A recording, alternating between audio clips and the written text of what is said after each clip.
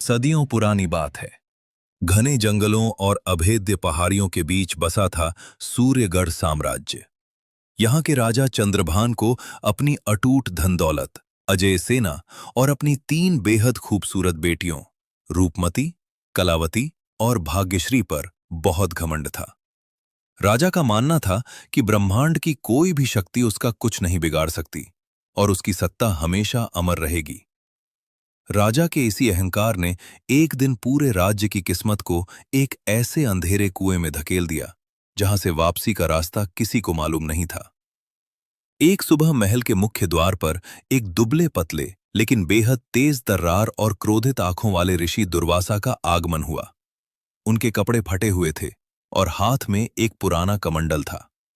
वे सीधे राजा के दरबार में प्रवेश कर गए और गंभीर आवाज में बोले कि वे पिछले 3 महीनों से बिना अन्न जल के कठिन तपस्या कर रहे थे। उन्हें भोजन और विश्राम की सख्त आवश्यकता थी। राजा चंद्रभान अपने सिंहासन से उठा, लेकिन उसके चेहरे पर सम्मान के बजाय एक ठंडी, क्रूर मुस्कान थी। राजा ने हंसते हुए कहा कि ऐसे साधु संत हर रोज उसके द्वार पर अपनी झोली फैलाए खड़े रहते हैं, और सैनिकों को आदेश दिया कि इन्हें मुट्ठी भर सूखे चावल देकर महल से विदा कर दिया जाए। दूर खड़ी राजा की तीनों बेटियां भी ऋषि की दरिद्रता का मजाक उड़ाते हुए आपस में हंसने लगीं। ये अपमान देखते ही ऋषि का चेहरा गुस्से से लाल हो गया।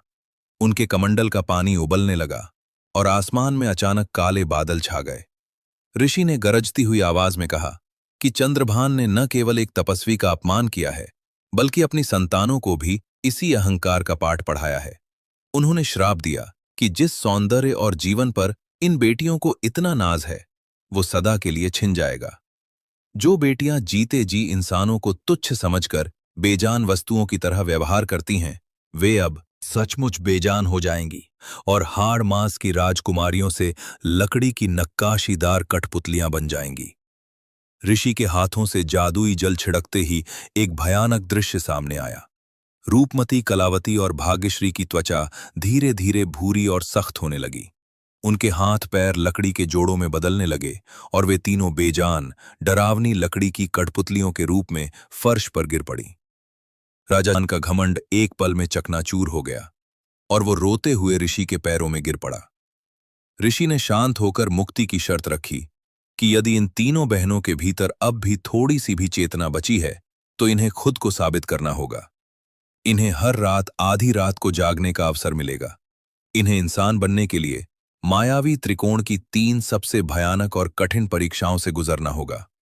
पहली परीक्षा सत्य की गूंज होगी, जो इस घने जंगल के पार हुई वादियों में छिपी है। अगर ये तीनों वहां पहुंचने से पहले सूरज की पहली किरण देख लेंगी, तो हमेशा के लिए जलकर राख हो जाएंगी। रात के ठीक 12 बजते ही कठपुतलियों के धागे अपने आप हवा में हिलने लगे। उनमें एक अजीब सी नीली जादुई रोशनी दौड़ने लगी और वे चुपके से उस भयानक जंगल की तरफ बढ़ने लगी। रात के सन्नाटे को चीरती हुई 3 जोड़ी लकड़ी के पैरों की आवाजें उस घने जंगल की सूखी पत्तियों पर गूंजने लगीं। रूपमती, कलावती और भाग्यश्री, जो कुछ घंटों पहले तक रेशमी वस्त्रों में लिपटी राजकुमारी थीं, अब धागों से बंधी बेजान कठपुतलियों की तरह लड़खड़ाते हुए आगे बढ़ रही थीं। उनके इंसानी जज्बात अब लकड़ी के सीने में कैद थे, जहां डर की वजह से धड़कन तो नहीं थी, लेकिन एक अजीब सी छटपटाहट जरूर थी। हवा में तैरती ठंडी सरसराहट उन्हें एहसास दिला रही थी कि अगर उन्होंने सूरज की पहली किरण निकलने से पहले इस यात्रा का पहला पड़ाव पार नहीं किया, तो उनका वजूद हमेशा के लिए कोयला बन जाएगा। जंगल जैसे जैसे घना होता गया, पेड़ों की टहनियां नुकीले हाथों की तरह उनके रास्ते को रोकने लगीं। तभी उनके कानों में एक अजीब सी रोने की आवाज आई, जिसने पूरे माहौल को और भी डरावना बना दिया। ये रोती हुई वादियां थीं, जहां हवाएं इंसानों की चीखों की तरह चलती थीं। ठीक इसी जगह पर ऋषि ने पहली परीक्षा की बात कही थी, जिसका नाम था सत्य की गूंज। तीनों बहनें एक विशाल काले पत्थर के सामने आकर ठिठक गईं, जिस पर खून जैसे लाल रंग से कुछ लिखा हुआ था। अचानक उस पत्थर के भीतर से एक भारी और गूंजती हुई आवाज आई, जिसने पूछा, क्या तुम अपने जीवन का वो सबसे बड़ा झूठ स्वीकार करने के लिए तैयार हो, जिसे तुमने आज तक छुपाए रखा था? याद रहे, यदि तुम्हारे होठों से निकला एक भी शब्द असत्य हुआ तो तुम यहीं एक साधारण सूखी लकड़ी में बदल जाओगी। तीनों बहनें सहम गईं। सबसे बड़ी बहन रूपमती ने आगे कदम बढ़ाया। उसकी लकड़ी की आंखें चमक उठीं और उसने कांपती आवाज में कहा, मुझे अपनी सुंदरता पर बहुत घमंड था और मैंने अपनी दासी को सिर्फ इसलिए महल से निकलवा दिया क्योंकि वो मुझसे ज्यादा खूबसूरत दिखने लगी थी। मैंने पिता से झूठ कहा था कि उसने चोरी की है। जैसे ही रूपमती ने अपना ये काला सच स्वीकारा, उस विशाल पत्थर की एक दरार से नीली रोशनी निकली और वो आगे जाने के लिए थोड़ा सा खिसक गया। अब बारी दूसरी बहन कलावती की थी। उसने गहरी सांस ली और कहा, मैंने अपनी कला के अहंकार में आकर एक गरीब चित्रकार की बनाई हुई अनोखी पेंटिंग को अपना बताकर राजा से वाहवाही लूटी थी और उस बेचारे को भूखा मरने के लिए छोड़ दिया था। उसका ये सच सुनते ही पत्थर में एक और जोरदार धमाका हुआ और रास्ता आधा खुल गया। अब सबसे छोटी बहन भाग्यश्री की बारी थी। वो डर से पूरी तरह कांप रही थी क्योंकि उसका राज इन दोनों से कहीं ज्यादा भयानक था। वो जानती थी कि अगर उसने सच छुपाया तो तीनों का अंत निश्चित है, और अगर सच कहा तो शायद उसकी बहनें उससे नफरत करने लगेंगी। आसमान का रंग अब धीरे धीरे काले से गहरा नीला होने लगा था, जिसका मतलब था कि भोर की पहली किरण फूटने में अब बहुत कम समय बचा था। भाग्यश्री ने अपनी आंखें बंद की और रोते हुए कहा, 2 साल पहले जब महल के खजाने से वो बेशकीमती जादुई हीरा चोरी हुआ था, जिसके शक में सेनापति को उम्र कैद की सजा मिली, वो चोरी किसी और ने नहीं बल्कि मैंने की थी। मैंने उस हीरे को महल के पीछे कुएं में फेंक दिया था ताकि राजा का ध्यान मेरी गलतियों पर कभी न जाए। भाग्यश्री का ये भयानक सच सुनते ही वो विशाल पत्थर पूरी तरह से 2 हिस्सों में टूट गया और उनके सामने एक नया रास्ता खुल गया। लेकिन इस सच ने तीनों बहनों के बीच एक कड़वाहट पैदा कर दी थी। उन्हें बात करने का समय नहीं मिला क्योंकि जमीन अचानक हिलने लगी और वे सीधे एक दलदल की तरफ गिरने लगी, जहां से दूसरी परीक्षा शुरू होने वाली थी। दलदल की उस खौफनाक गहराई में गिरते ही तीनों बहनों के लकड़ी के जिस्म कीचड़ में धंसने लगे। ये कोई साधारण कीचड़ नहीं था, बल्कि ये मायावी विलाप दलदल था, जहां गिरने वाली हर वस्तु धीरे धीरे पत्थर बन जाती थी। भाग्यश्री के सच ने रूपमती और कलावती के दिलों को ठेस तो पहुंचाई थी, लेकिन इस समय गुस्सा करने का वक्त नहीं था। उनके हाथ पैर लकड़ी के जोड़ों की वजह से भारी हो रहे थे और दलदल की पकड़ मजबूत होती जा रही थी। तभी कीचड़ के बीच से एक अजीब सा इंसानी चेहरा उभरा, जिसकी आंखें पूरी तरह सफेद थीं। उस चेहरे ने अपनी भयानक आवाज में कहा, यह बलिदान की भूमि है। यहां से आगे बढ़ने का रास्ता तभी खुलेगा जब तुम तीनों में से कोई एक बहन अपनी सबसे प्यारी चीज हमेशा के लिए यहां छोड़ देगी। जिसके पास छोड़ने के लिए कुछ नहीं होगा, वो इसी कीचड़ का हिस्सा बनकर रह जाएगी। रूपमती ने अपने हाथ को देखा, जिसके अंगूठे में एक चमकीला नीलम जड़ा हुआ था, जो उसकी मृत मां की आखिरी निशानी थी। कलावती के पास उसकी जादुई उंगलियों का हुनर था, जिससे वह बेजोड़ चित्रकारी करती थी, और भाग्यश्री के पास उसकी सुरीली आवाज थी। समय तेजी से हाथ से निकल रहा था। दलदल उनके सीने तक पहुंच चुका था। रूपमती ने बिना देर किए अपने लकड़ी के हाथ से उस कीमती नीलम को उखाड़ा और दलदल के उस चेहरे के मुंह में डाल दिया। नीलम के अंदर जाते ही दलदल थोड़ा शांत हुआ, लेकिन रास्ता फिर भी नहीं खुला। उस जादुई चेहरे ने हंसते हुए कहा, एक बेजान पत्थर से इस दलदल की भूख नहीं मिटेगी। मुझे किसी के जीवन का सबसे बड़ा हुनर चाहिए। ये सुनकर कलावती रोने लगी, क्योंकि अगर उसने अपनी उंगलियों का हुनर खो दिया तो वह इंसान बनने के बाद भी कभी चित्रकारी नहीं कर पाएगी। तभी सबसे छोटी बहन भाग्यश्री ने एक बड़ा फैसला लिया। उसने अपनी बड़ी बहनों की तरफ देखा और कहा, मेरी वजह से एक निर्दोष सेनापति ने अपनी पूरी जिंदगी काल कोठरी में बिता दी। इस पाप का प्रायश्चित मुझे ही करना होगा। भाग्यश्री ने अपनी आंखें बंद की और दलदल के सामने अपना मुंह खोल दिया। एक तेज जादुई रोशनी उसके गले से निकलकर उस चेहरे में समा गई। भाग्यश्री ने हमेशा के लिए अपनी आवाज खो दी थी। वो अब पूरी तरह मूक हो चुकी थी। इस महान बलिदान को देखते ही वो दलदल अचानक कंक्रीट की तरह सख्त हो गया और तीनों बहनें सुरक्षित रूप से उस पार पहुंच गईं। लेकिन भाग्यश्री अब कुछ भी बोल नहीं सकती थी।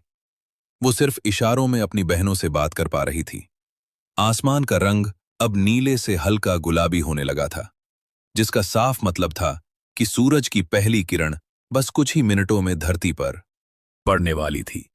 उनके सामने अब मायावी त्रिकोण का आखिरी और सबसे खतरनाक पड़ाव था, परछाइयों का महल, जहां कदम रखते ही ठंडी हवा के झोंकों ने उनका स्वागत किया। परछाइयों के उस मायावी महल में कदम रखते ही चारों तरफ का तापमान एकदम गिर गया। हवा इतनी बर्फीली थी कि अगर उनके जिस्म इंसानी होते तो खून जम जाता, लेकिन लकड़ी के शरीर होने के बावजूद उन्हें एक अजीब सी कपकपी महसूस हो रही था। इस महल की दीवारें काले शीशों की तरह चमक रही थीं, जिनमें उनकी खुद की परछाइयां अजीबोगरीब हरकतें करती दिख रही थीं। रूपमती और कलावती आगे बढ़ रही थीं, जबकि मूक हो चुकी भाग्यश्री उनके पीछे पीछे इशारों से उन्हें सचेत कर रही थी। तभी महल के बीचों बीच एक विशाल काला साया उभरा, जिसकी कोई निश्चित आकृति नहीं थी। उस साये के हाथ में एक जलती हुई जादुई मशाल थी। उस भयानक साये ने बिना मुंह खोले सीधे उनकी चेतना में अपनी आवाज पहुंचाई और कहा, "ये आखिरी पड़ाव है जहां तुम्हें अपने सबसे बड़े डर का सामना करना होगा। इस महल से बाहर निकलने का केवल एक ही रास्ता है, और वह रास्ता तुम्हारे अपने साये को हराकर ही मिल सकता है।" जैसे ही उसने ये कहा, दीवारों से तीनों बहनों की परछाइयां निकलकर उनके सामने खड़ी हो गईं। वो परछाइयां कोई साधारण परछाइयां नहीं थीं, बल्कि वे उन तीनों की अंदरूनी कमजोरियों और बीते कल के पश्चाताप का रूप थीं। रूपमती की परछाई उसके पुराने घमंड को दिखाकर उसे चिढ़ा रही थी। कलावती की परछाई उसके भीतर छिपे असुरक्षा के भाव को कुरेद रही थी, और भाग्यश्री की परछाई उस चोरी किए गए जादुई हीरे की चमक बिखेर कर उसे लालच का एहसास दिला रही थी। रूपमती और कलावती अपनी ही परछाइयों के मानसिक हमलों से कमजोर पड़ने लगीं। वे जितनी बार उन परछाइयों को छूने की कोशिश करतीं, उनके लकड़ी के हाथों में भयानक दर्द होने लगता। तभी भाग्यश्री ने महसूस किया कि परछाइयों को शारीरिक ताकत से नहीं, बल्कि मानसिक दृढ़ता और आत्मग्लानि को पूरी तरह स्वीकार करके ही हराया जा सकता है। वो बिना डरे अपनी परछाई के सामने जाकर खड़ी हो गई और उसने अपनी आंखें बंद कर ली। उसने मन ही मन उस सेनापति और अपने पिता से अपने किए की माफी मांगी। जैसे ही उसके मन से अपराध बोध का डर खत्म हुआ, उसकी परछाई अचानक हवा में विलीन हो गई। ये देखकर रूपमती और कलावती को भी समझ आ गया कि उन्हें क्या करना है। दोनों बड़ी बहनों ने अपने अतीत के अहंकार और गलतियों को दिल से स्वीकार किया और खुद को पूरी तरह बदल लेने का संकल्प लिया। देखते ही देखते बाकी दोनों परछाइयां भी धुएं में बदल गईं और वो विशाल काला साया भी गायब हो गया। महल का मुख्य द्वार खुल चुका था, जिसके ठीक बाहर सूर्यगढ़ साम्राज्य की सीमा दिखाई दे रही थी। लेकिन तभी आसमान का रंग पूरी तरह से गुलाबी से चमकीला पीला होने लगा। सूरज की पहली किरण पहाड़ों के पीछे से निकलने ही वरी थी, और वे अभी भी महल के चबूतरे पर ही थीं।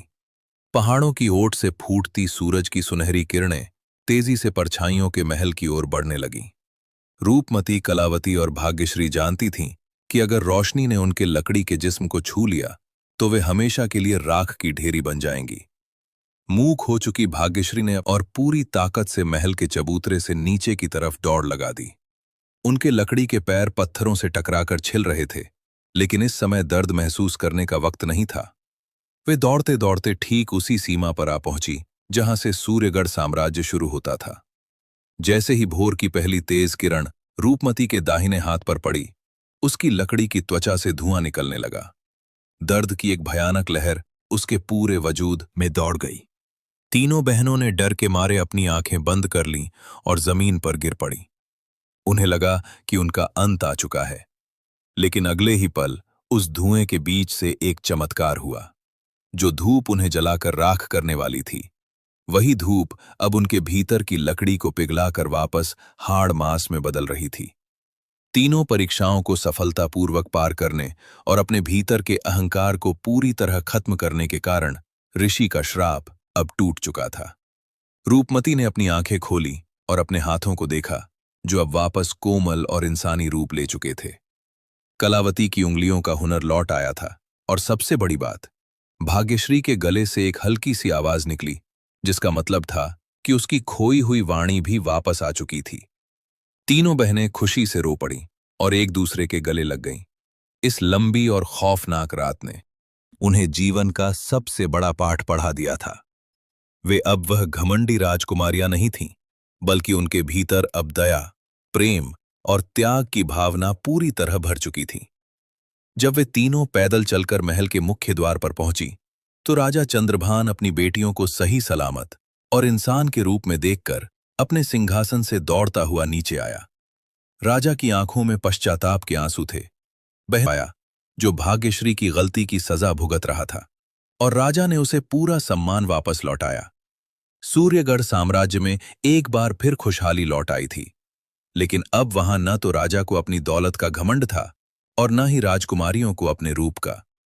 महल के मुख्य चौक पर उन तीनों लकड़ी की कठपुतलियों को हमेशा के लिए एक कांच के बक्से में रखवा दिया गया, ताकि आने वाली पीढ़ियां हमेशा याद रख सकें कि अहंकार चाहे कितना भी बड़ा क्यों न हो, वह इंसान को बेजान बना देता है, और सच्चाई व त्याग ही जीवन की असली खूबसूरती है।